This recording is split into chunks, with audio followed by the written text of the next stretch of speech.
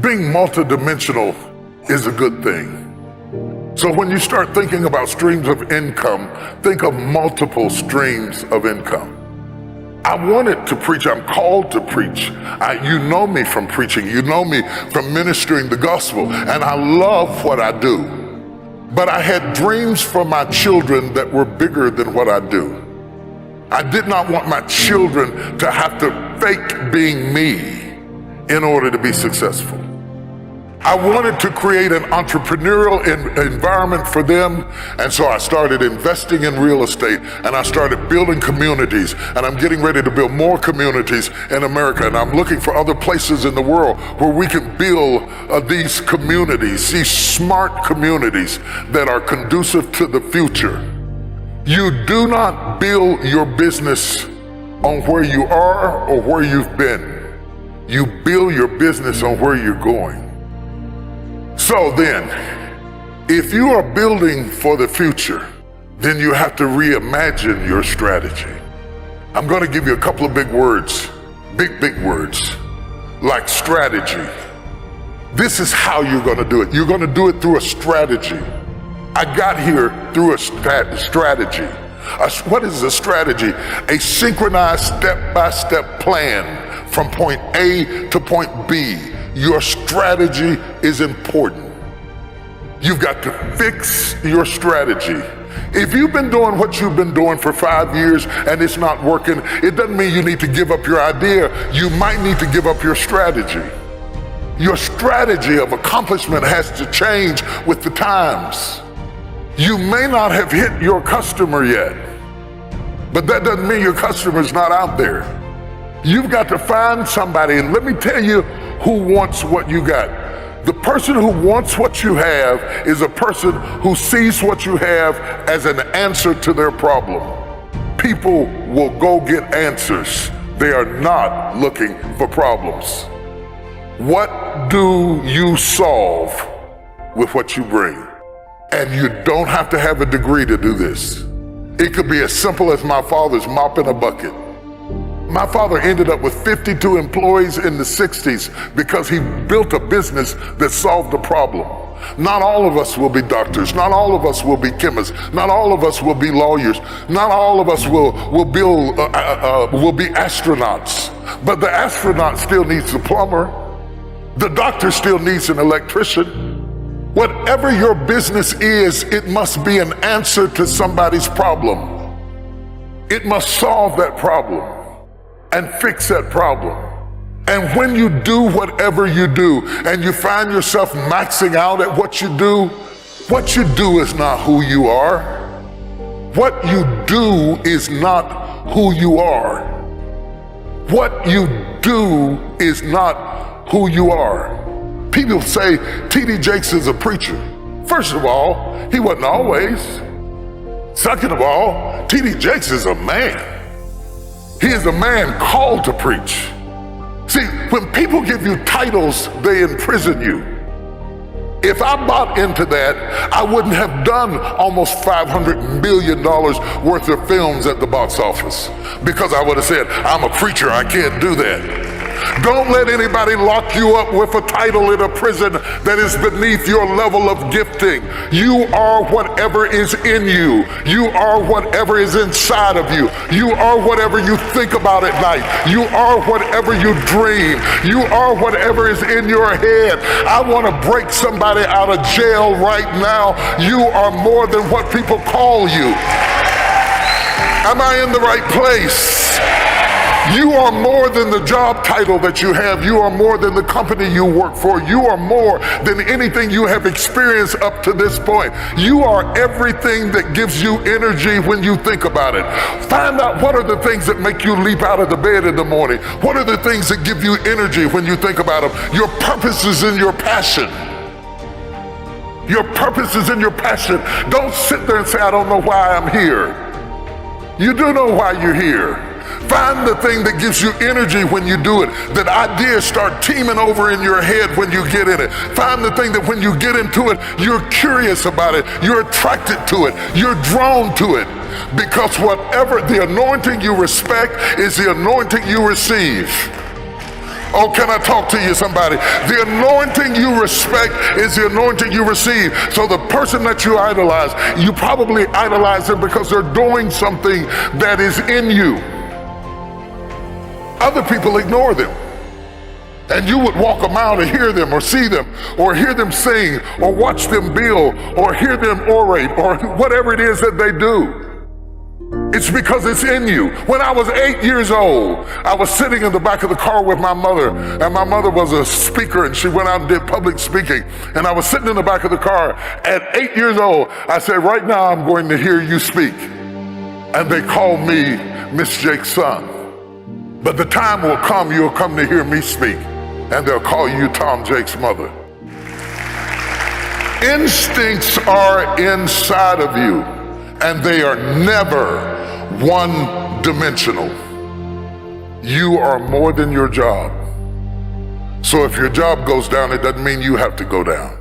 While you're working for a company, never stop branding yourself. One of the problems that I find prevalent with millennials who, by the way, I love mentoring you above anybody. You are the best investment because you have the longest shelf life. You will outlast me, and you assure the fact that my work continues. I cannot have success without a successor. So I'm committed to you winning. Let me say that first of all. I am committed to you winning. The problem is, your strength is your weakness. You were raised with technology, which is a great strength, but it's also a great weakness. Because when you are raised with something that responds in predictable ways by touch, when you are placed in unpredictable situations, you don't do well. Because you expect people to respond like computers. They do not. People respond in unpredictable ways. And let me tell you something that you're gonna have to become more proficient in. Relationships. And relationships are not text. They're not tweets. They're communication. We are designed that we read more than language. I don't have to, like a minute ago, you were doing what you were doing. I didn't know what it meant, but I felt what it meant. So communication is more than speech. It's eye language, it's body language, it's voice inflection. All of those are tools. Because when you get ready to do business, people don't just do business with ideas, people do business with people. They do business with people. And you have to understand, in building that process, it is not like building a face page. There's work to it. And one of the mistakes we made, and when I say we, I mean my generation, I mean anybody that you admire. It may not be me, it may be Diddy, it may be Diddy, it may be Oprah, it may be Tyler Perry, it may be somebody you saw, maybe Beyonce. You see us after we arrive. You didn't see us when we struggled. So when you decide, I'm gonna be like him, you're coming in at the end of the movie. You missed the days I couldn't feed my kids. You missed the day that I went out in the field and gathered apples to feed my kids, or used paper towels for diapers because I couldn't buy diapers. You came in later when you saw me on TV, and you want to leap over all of those no's to get to a yes. But it is the 400 no's that lady was talking about before the yes that makes you who you are. And when you get a no, you give up and say, this must not be it. That's not true. That woman got 399 no's before she got one yes. You have to have the resolve inside of yourself to resist the temptation to believe the detractors and to continue to believe the voice within. And why is that important? It is the strength you gain from your failures that make you strong enough to stand up to your success. If I wanted to really destroy you right now, real fast, real quick, I would give you my life right now, and all that goes with it, and all the 300 and so employees of my little company, I would give it all to you right now in a flash, and say, there, it's yours, take it. You know why that would be criminal? I didn't give you the struggle and the strife and the experience and the pain that created it. You wouldn't be able to handle it. You wouldn't be able to stand it. It would be murderous to win too soon. Let me go biblical on you. The reason the prodigal son ended up in the hog pen is not that he didn't get what was his, it was that he got what was his too soon. And there is something to be respected about process. The process, the little steps that make a mile. It is not the destination. It is the things you learn along the way. It is the people who beguiled you and tricked you that make you wiser. Wisdom is made out of the stupid things you did before you got it. Don't miss it. That process is invaluable to you getting there. Does that mean that you have to be my age before you get there? Absolutely not. But it does mean that you don't go from thinking a thought to producing an idea without pain, no more than a woman goes from having sex to getting up in the morning with a baby in her arms. The gestation period is critical. Gestation creates formation. They teach CEOs to always be interviewing. And when I learned that, every time I have lunch or eat with somebody or meet somebody at the bus stop or ride in the car with somebody, I'm always asking questions. They don't know, but I'm secretly interviewing them, seeing if they have a skill that I can use in our company or on our team, or they have some ability that would accentuate me. Because I always want to surround myself with people who are good at what I am not good at.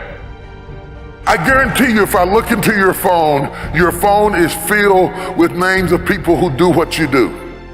You gotta break out of the box of only hanging out with people who do what you do. Because if you only surround yourself with people who do what you do, inevitably they will compete with you.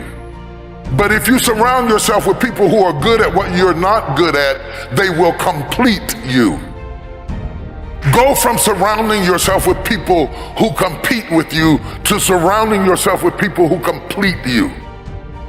So the lawyer needs to hang out with the doctor, and the doctor needs to hang out with the dentist, and the CEO needs to hang out with the preacher, because I always get excited when I have a friend that doesn't do what I do.